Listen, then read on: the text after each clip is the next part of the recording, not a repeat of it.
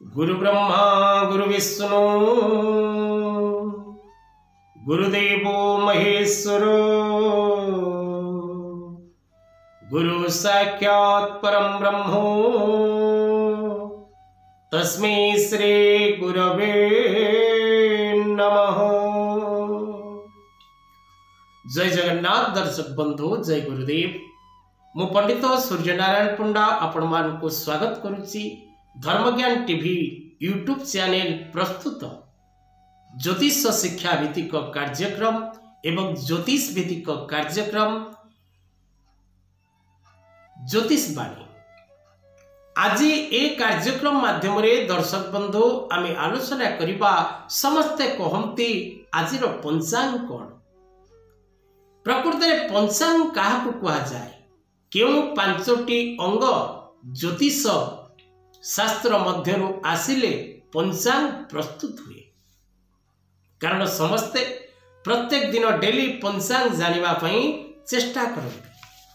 राशि नक्षत्र जानिबा जेतिकी जरूरी, डेली पंचांग जानिबा बा प्रत्येक दिनर पंचांग निज ज्ञातसार मध्य रखिबार आवश्यकता निश्चित भाव में रही। तेणु आमे प्रथम जानिबा दर्शक बंधु पंचांग कौन, काहाकु पंचांग कहा जाए, केउ पांचटी अंग एकत्रित हेले पंचांगर सृष्टि होता है। तेरे दर्शक बंधु पंचांग कहिले ज्योतिषर पांच गोटी मुख्य अंगर सम्मिश्रण को बुझाए। यही पांच गोटी अंग यथा तिथि, बार, नक्षत्र, जोग और करण। यही पांचटी तिथि 16टी, 12, 7टी, नक्षत्र 27टी, जोग 27टी, करण 11टी। तेणु ए समस्त जेतबळे एकत्रित होती बा ए पांचटीर जेतबळे आमे अवस्थिति स्थिति विषय ज्ञान प्राप्त करू ताहाकु पंचांग कहा जाए।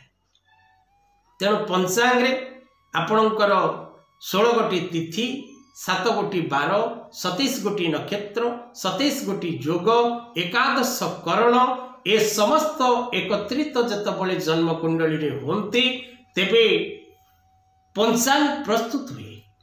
प्रत्येक दिन दर्शक बंधु जदि आमे पंचांग सुनिबा बा पंचांग श्रवण करिबा बा पंचांग जानिबा तेबे निश्चित भाव रे आमे धर्म प्राप्त करि थाउ एवं ऐश्वरिक आशीर्वाद पंचांग पठन बा पंचांग श्रवण द्वारा व्यक्ति विशेष अनेक पापरु मध्य रिलैक्स पाई थाए।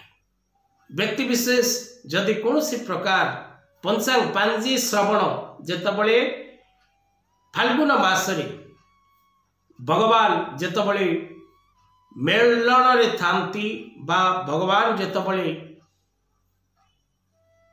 फाल्गुन मासरे होली समय जेतबळे फगु दोल पर्व पालन करा जाए, से समय रे प्रत्येक गाँ गंडारे प्रत्येक देव मंदिर रे अवधानक द्वारा, पुरोहितंक द्वारा, ब्राह्मण देवतांक द्वारा, मंदिर पूजारी देवतांक द्वारा पंचांग पठन करा जाए एवं खाली पंचांग सुनिबा अनुचित।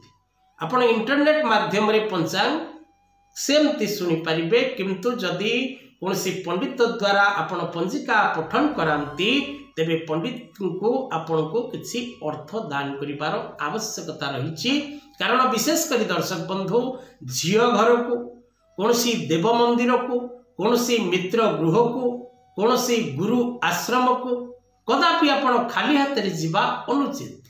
सेपरि भाव रे जदि आमे कौनसी ब्राह्मण देवता द्वारा बा कौनसी ज्ञानी व्यक्ति द्वारा किछि ज्ञान प्राप्त करिबा तेबे सेथि निमंते सेमानकु किछि दक्षिणा दबार आवश्यकता रही। तेबे दर्शक बंधु प्रभु जगन्नाथ आपणकर मंगल करंतु। आजिर कथा वस्तु को एठी रखिबा। जय जगन्नाथ।